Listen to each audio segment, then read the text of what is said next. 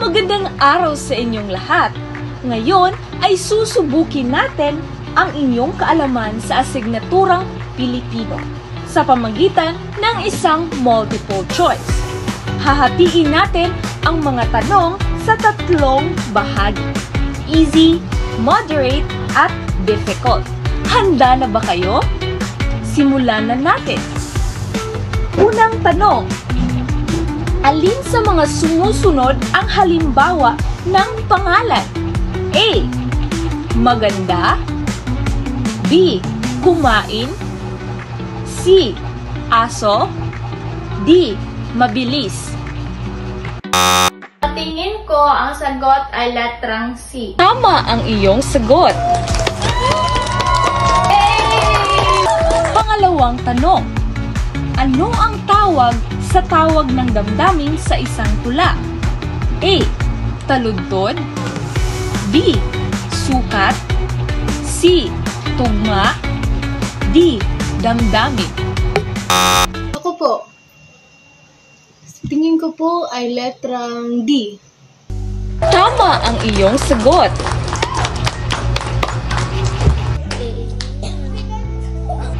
Ikatlong tanong: ano ang kahulugan ng salitang mabait? A. Masama. B. Marunong. C. Maawain. D. Matapang. Tingin ko, ang sagot ay letrang C. Tama ang iyong sagot. Ikaapat: ano ang salitang ugat ng pinagsikapan?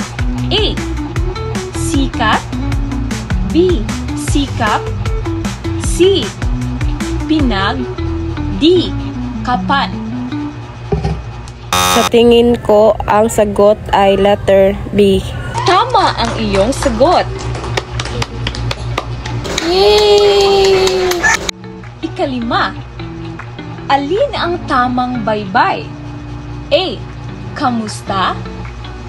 B. Kumusta. C. Kumusta. D. Kamusta. Sa tingin ko, ang sagot ay letter B. Tama ang iyong sagot. Ngayon ay dadako naman tayo sa moderate round. Medyo may kaunting hamon na ito, kaya pag-isipan ng mabuti ang inyong sagot. Unang tanong: aling panlapi ang ginagamit sa salitang pinagtulungan? A. Pinag. B. An. C. In. D. Pinag-an. Ako po. Tingin ko po ay letrang D. Tama ang iyong sagot.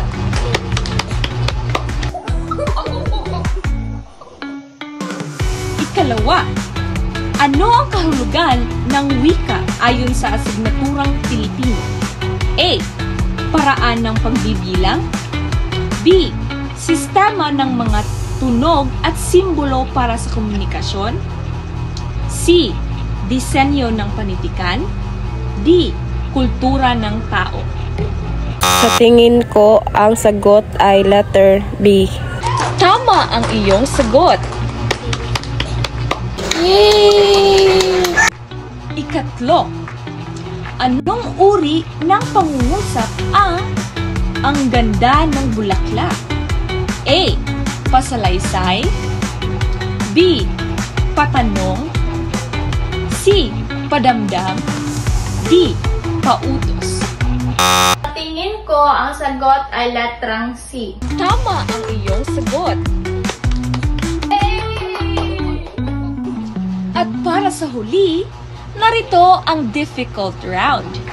Ang mga tanong dito ay mas malalim at nangangailangan ng mas malawak na kaalaman.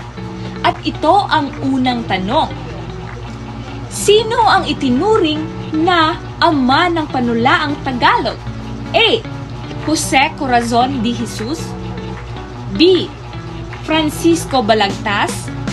C. Lope K. Santos. D. Severino Reyes. Sa tingin ko, ang sagot ay letter B. Tama ang iyong sagot. Ikalawa, ano ang tawag sa matalinghagang panitikan na binubuo ng mga saknong at taludtod? A. Sanaysay. B. Maikling kwento. C. Tula. D. Nobela. Sa tingin ko, ang sagot ay letrang C. Tama ang iyong sagot.